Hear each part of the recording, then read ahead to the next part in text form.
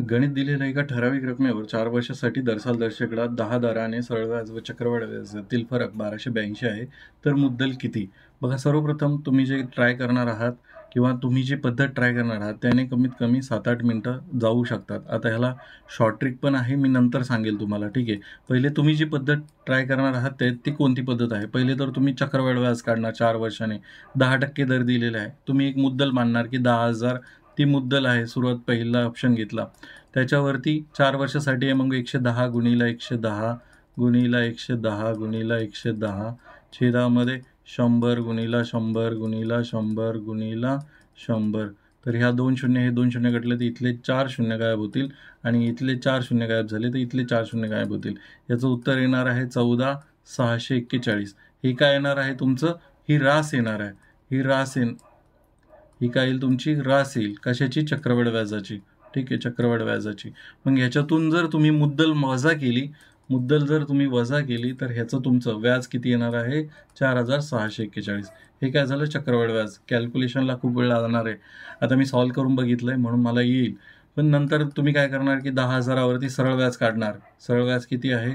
10,000, 4% दर, मुद्दल गुणिला मुदत गुणिला दर किती आहे? 10 छेदामध्ये 100. मग हे 2 शून्य घटले, हे 2 शून्य घटले, उत्तर येणार 4,000. ठीक आहे. ह्या दोघांचा वजाबाकी करणार, ती येणार 641.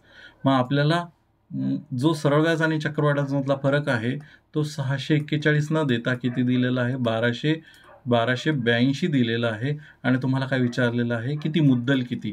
तर आपली मुद्दल 10,000 आपण ग्राह्य धरली, त्यावेळेस आपल्याला फरक भेटलेला आहे 641.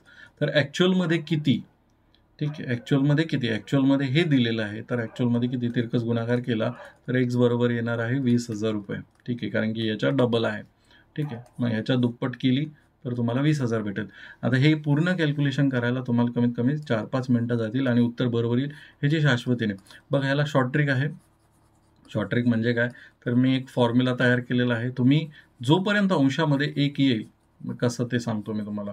शॉर्ट ट्रिक काहीच ठिकाणी ॲप्लिकेबल आहे. ठीक आहे, ही शॉर्ट ट्रिक फक्त 4 वर्षासाठी अलाउड आहे. ठीक आहे, 4 वर्षासाठी. त्याच्यामध्ये पण सरळ व्याज चक्रवाढ व्याजातला फरक पाहिजे. आणि दुसरी कन्सेप्ट असा आहे की अंशाला नेहमी एकच आला पाहिजे. अंशामध्ये नेहमी एक असेल तरच ते ॲप्लिकेबल असणार आहे. आता काय आहे शॉर्ट ट्रिक बघा. पहिले तर दर जो दिलेला आहे, दरासाठी आहे. दर जो दिलेला आहे 10% दर, आपण काय करतो? हे चिन्ह दिसलं की भागीला 100 करतो. मग 1/100 येणार, 1/10 येणार. हे चिन्ह दिसलं की आपण भागीला 100 करतो. इथे 10 आहे, 10 भागीला 100. हा शून्य कडला किती आला? 1/10. हा जो फॉर्मॅट येणार आहे, ह्या फॉर्मॅटमध्ये अंशामध्ये तुमचा 1 पाहिजे. नेहमी लक्षात ठेवा, ह्या फॉर्मॅटमध्ये अंशामध्ये 1 पाहिजे. आता इथे फॉर्म्युला लावायचा काय? तर तुमची शॉर्ट ट्रिक लावायची. सरळ व्याज, चक्रवाढ व्याज आणि सरळ व्याजमधला फरक तो इथे येणार फॉर्म्युल्याने. तो कसा? तर छेदाचा जो काही छेद दिलेला आहे, 10चा वर्ग, ह्या छेदाचा वर्ग करायचा. काय दिलेलं आहे? ह्या छेदाचा वर्ग करायचा, म्हणजे 10चा वर्ग गुणिला नेहमी 6 करायचे. एवढं लक्षात ठेवा, गुणिला नेहमी 6 करायचे. प्लस केलं. हे 10 जशाला तसा घेतला. परत पहिले कंडिशनमध्ये त्याचा वर्ग केला, गुणिला 6 केले. इथे त्याचा 10 घ्यायचा, गुणिला 4 करायचा आणि प्लस अंशामध्ये 1 लिहायचा. बस एवढं लक्षात ठेवा. जोपर्यंत अंशात 1 आहे तोपर्यंत हा फॉर्म्युला व्हॅलिड आहे.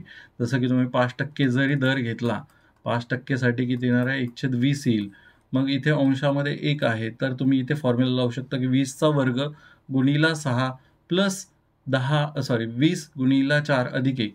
मग ह्याच्यामधला फरक किती येणार आहे? 400 गुणिला 6 प्लस 20 गुणिला 4 प्लस 1 किती येईल? 2400 प्लस 80, म्हणजे 2480 प्लस 1, 2481. सरळ व्याज आणि चक्रवाढामधला फरक येणार आहे, जर सरळ व्याज आणि चक्रवाढ व्याज काढला तर. पण त्याला मुद्दल काय मानावं लागते बघा. मुद्दल मानण्यासाठी आता हा 110 आहे, ह्याचा चौथा घात ही नेहमी मुद्दल असते. छेदाचा चौथा घात ही मुद्दल. छेदाचा चौथा घात 4 वर्षासाठी आहे. 4 वर्षासाठी आहे. छेदाचा चौथा घात म्हणजे 4 आहे म्हणून चौथा घात. इथे पण 4 ने गुणलं कारण की चौथा आहे. 3 वर्षासाठी वेगळा फॉर्म्युला आहे. ठीक आहे, तर हे लक्षात ठेवा. आता तुम्ही कसं लक्षात ठेवणार हे तुमचं तुम्हाला माहिती आहे. तुम्हाला शॉर्ट ट्रिक नेहमी हव्या असतात. म्हणून ही खास शॉर्ट ट्रिक आणि कन्क्लुजन मी माझ्या प्रकारे स्टडी करून हा तुमच्यापर्यंत आणलेला आहे.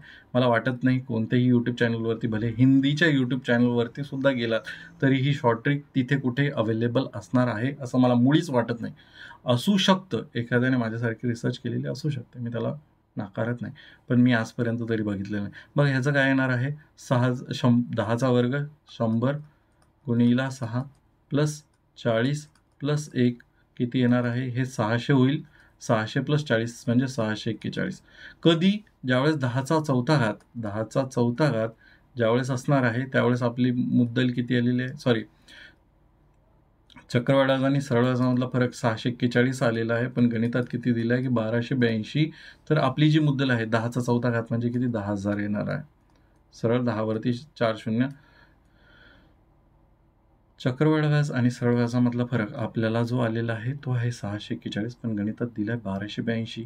तर आपली रक्कम जी आपण मानली होती छेदाचा चौथा घात, तर छेदाचा चौथा घात बरोबर किती? म्हणजे 10,000 बरोबर किती? ॲक्च्युली हे डबल आहे. मग तुम्ही इथे 2ने जरी गुणून डायरेक्ट उत्तर काढलं तरी चालेल, किंवा तिरकस गुणाकार केला तरी उत्तर तुमचं किती येणार आहे? 20,000 रुपये एवढं येणार आहे. ठीक आहे. जर तुमचे कोणतेही गणिताचे प्रश्न असतील, मला पाठवायचे असतील, तर आपला हा टेलिग्राम ग्रुपचा QR कोड आहे. यावरती तुम्ही तुमचे प्रश्न मला बिंदास पाठवू शकता. आपण नाममात्र फीस ₹59 इथे मंथली मेंबरशिप चालू केलेली आहे. त्यामध्ये कोणते व्हिडिओज आहेत ते बघण्यासाठी हा QR कोड स्कॅन करा. आपले एक WhatsApp चॅनलसुद्धा आहे. त्याला कनेक्ट होण्यासाठी तुम्ही राईट साईडचा QR कोड स्कॅन करू शकता. धन्यवाद.